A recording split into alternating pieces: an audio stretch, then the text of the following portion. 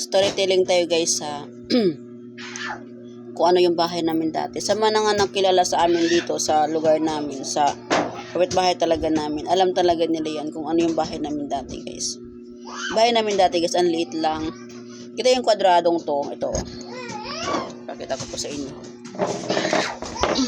Itong kwadradong to, ayan, punta dito guys, dito sa may ref. Tapos, itong sahig na to, ayan, ganyan, papunta dito. Ganyan lang po yung bahay namin kaliit. Ganyan lang po siya kaliit. Sobrang liit lang po niya. Ayan. Sobrang liit lang po yung bahay namin dati guys. Yung bang, mga 2 dipat kalahati. 2 dipat kalahati guys yung bahay namin dati. Ganun po kaliit. Yan. Tapos, sementado naman po siya. Pero ang bubong, ang dingding, yung, tawag doon, palita. Kasi yun lang kaya namin dati.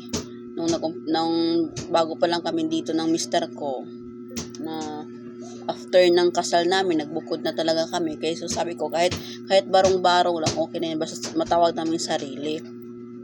Kasi ayun, wala pa kaming tubig. Pero may kuryente na kami kasi nakikonnect kami kila nanay. Tapos wala pa akong trabaho noon. Hindi ko pa nakilala si TPC. Hindi pa ako nag-company worker noon. Kasi nandyan pa nga si Kel. Buntis pa ko kay Kel noon, time na yun. So, malit talaga yung bahay namin. Sobrang lit yung bahay namin. Pero malit siya, pero cute. Kasi mahilig ako mag-decoration sa bahay. Cortina. Mahilig ako magbili-bili ng yung pandecorate sa bahay. Mga figurine, mga bulaklak. Yan. Kung makita yung bahay ko dati guys, ang ganda. Kahit malit siya, cute, pero ang ganda. Maganda yung maliwalas. Tapos ngayon, nagtrabaho na ako. Tapos, habang trabaho ko, pinasok ko din yung pagiging TPCians ko. Doon ako nakakaipon ng pang bahay namin, pang-ayos ng bahay namin. Hanggang sa nakaipon ako ng pambili ng gamit, yan, ref namin, TV, nag-ipon din ako ng pang-tubig namin. Siyempre guys, meron din pong katas TPC yun. Kasi kumita na ako sa TPC nun. Pinush ko talaga ang TPC nun time na yun guys. Kasi after ko mag-retailer, nag-umpisa ako sa TPC guys, 300 pesos eh. Nung nabinta ko na yung Activision ko, nag-dealer na ako, nag-upgrade, nagpuhunan ulit ako ng 2,000 plus. Kaya nag-dealer na ako. Ayun, marami na ako na-activate guys, nakaipon na ako. Nakatanggap na rin ako ng every end of the month ng pa-congratulations kay TPC. Tapos marami na akong sinusuplayan. So unti-unti ko yung bahay namin, pinalakihan namin. Unti-unti lang talaga. Una si Mr. lang yung gumagawa, yung dinugsungan namin to. Nakita yung mga display diyan. Yan, dinugsungan namin yan doon. Di pa tindahan, dati eh, di pa tindahan to eh, wala pa kami tindahan dati. Ito pa yung tindahan namin, ito pa yung bahay namin dati, itong tindahan na to, ito yon. Ito yung buong bahay namin, dito kami nakain, dito kami natulog, tapos wala kaming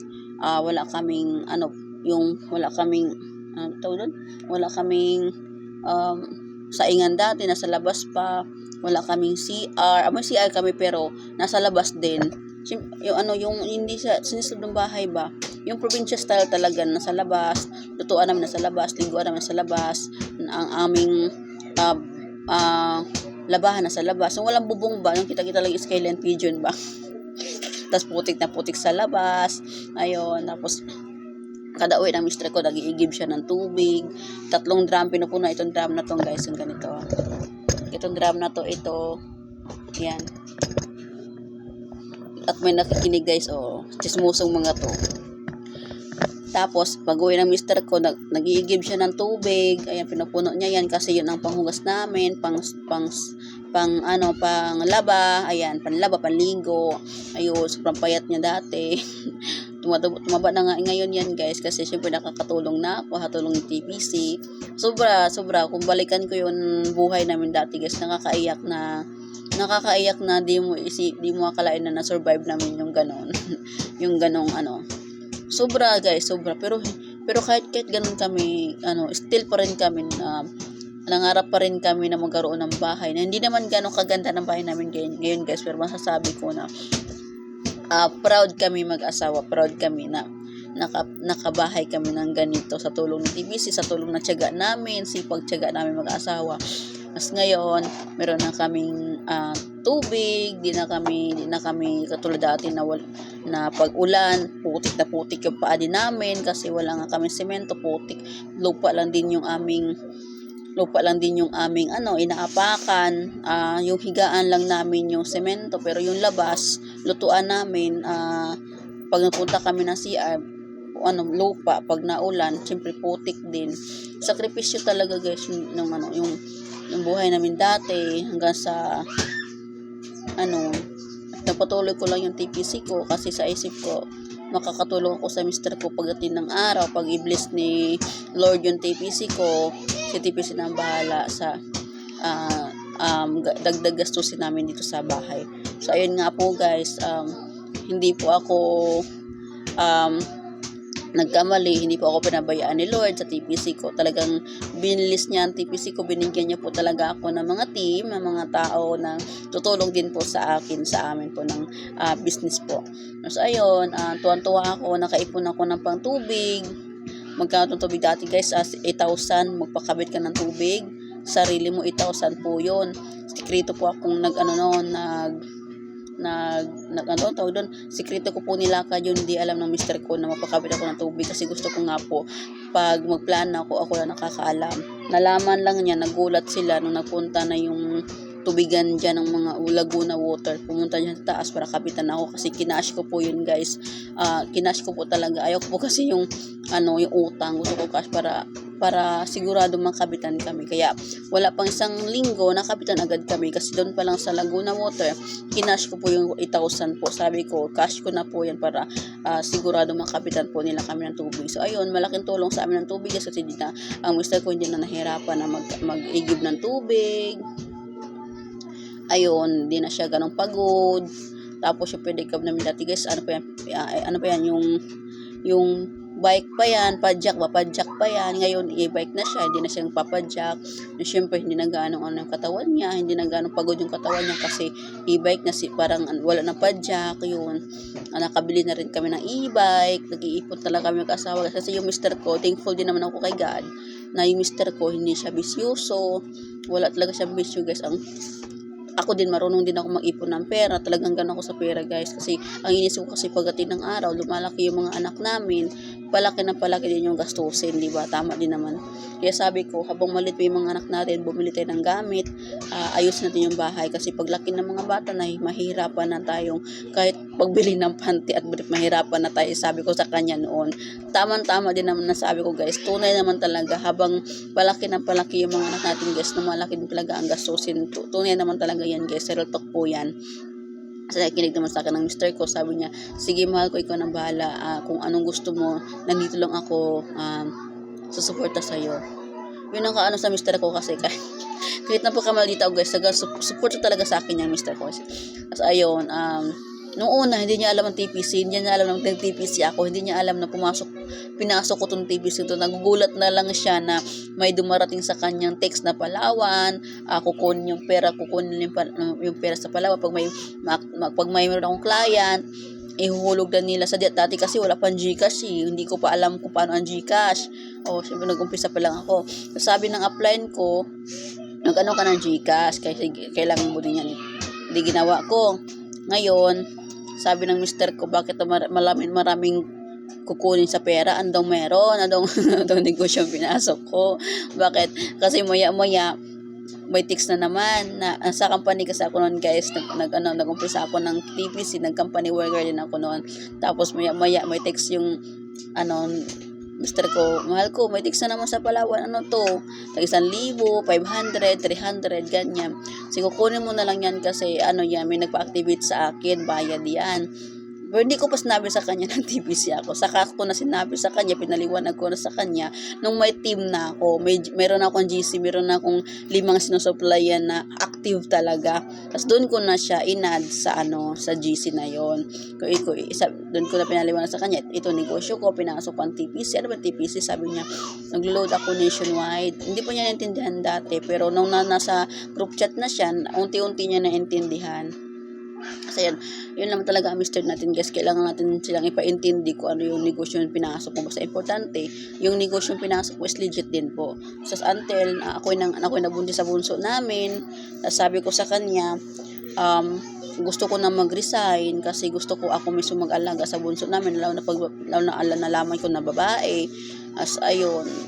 So sabi ko sa kanya, magtindahan na lang kami. Nung una-una ayaw nga niya magtindahan kasi tago kami at takot siya baka utangin lang daw. Sabi ko, ako nang bahala, ako man ang manage.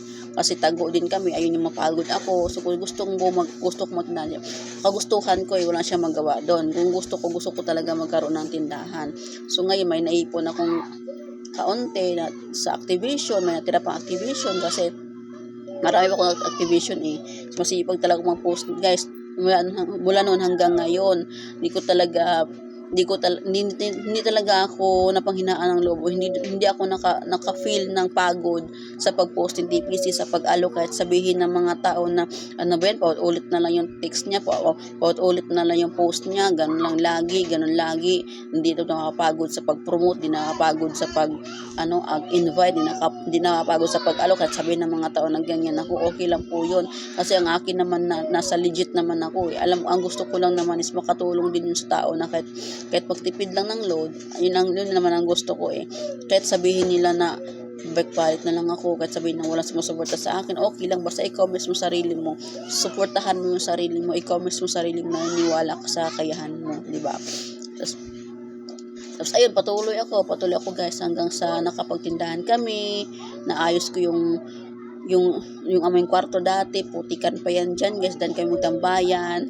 Pag merong yung happy moment yung mister ko, yung mga kunting tagay, baga sabay ka, natago kasi doon guys. Bawal kasi sa amin yung nabingi ako. Bawal kasi sa amin yung magtagay-tagay guys, pero di yun naman kasi maiwasan pag birthday lang naman. Pag birthday, yun lang naman talaga. Doon, tago kasi area na doon. Mas nga sabi ko, why not gawin natin tong kwarto? Ginawa namin kwarto. Pinasimento talaga namin guys. Simentado na yung buong bahay guys. Simentado na yan. Hindi na kami mapasok. Hindi na kami dati hollow block pa lang pero wala pa kasing bakod sa likod. Kaya pag ulan, napapasukan talaga ng tubig. Ngayon, sabi ko, ipapinising ba, ipakinis ba, pwede talaga makapasok ng tubig. Nakakapasok pa rin talaga kasi nga sulit sa likod. Ang tubig sa bangbang napasok pa rin sa amin, kaya ang ko ngayon ipa-hollow block yung bakod namin. So ayun, unti-unti din namang sa awa ni Ama, unti-unti po namin na-achieve yun. kahit sabihin nila na ganyan yung pedicab namin, ang pangit-pangit, okay lang po yun kasi yung pedicab na yan, malaking bagay po yan sa amin. Isa po yan sa aming kabuhayan po, at malaki na po tawag doon, malayo na po narating ng pedicab na yan. Pag may client ako, dyan ako nakasakay sa pedicab namin. Pag namimili kami pang grocery yan. Kahit ganyan na pedicab namin, napaka-blessed namin dyan sa pedicab na yan. Kasi po, hindi po yan nasisira. Talagang binlis kami ni Ama sa pedicab na yan. Kahit ganyan po yan, ang pangit tingnan. Pero, ang piyasa po niyan, wagas po. Hindi po katulad sa ibang piyasa na ibang pedicab na bago nga pero lagi-lagi nasisira. So bless kami doon. Thank you po. Thank you talaga kami. Laki po salamat namin kay Ama na hindi po kami pinabayaan.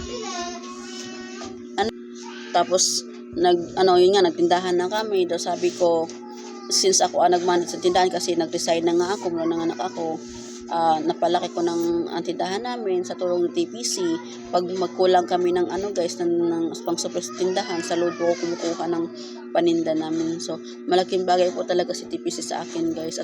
At bliss po ako na thankful po talaga ako na pinasok ko itong magiging technician po. Hindi po ako nagkamali sa negosyong pinasok ko kasi load naman po ang product na to. Marami pong gumagamit ng load po. Kasi ayun, napalaki nga po namin. Tapos nakabili na kami ng video okay. Ayan, video okay na yan. Tapos nakabili kami ng freezer. Binenta ko na yung freezer. Binenta ko na.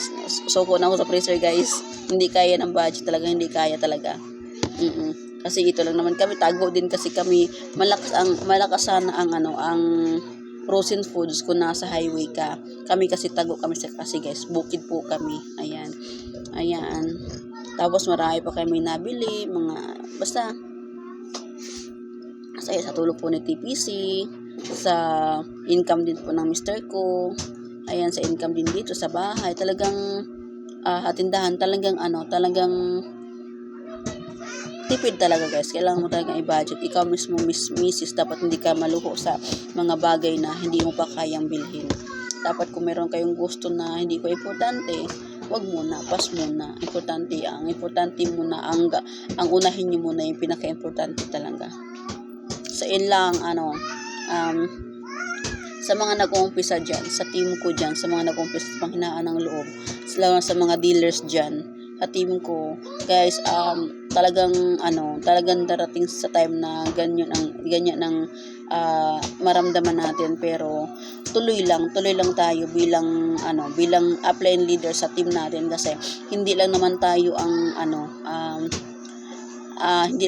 ang umaasa dyan kasi umaasa din sa atin yung mga team natin at buong team natin. Tapos guys, kung panghinaan kasi ng loob ikaw bilang upline, manghina din yung team mo. Kaya kailangan ikaw bilang upline leader, lagi kang masigasig sa negosyo mo. Pakita mo sa kanila na matibay ka, malakas ka, kaya mong i-handle yung pagiging upline mo. Talaga si Jay.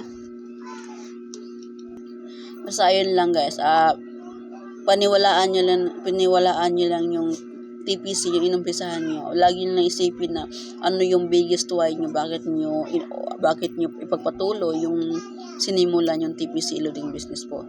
So yun lamang po ang share ko sa life ko, paano ko naumpisa sa TPC po.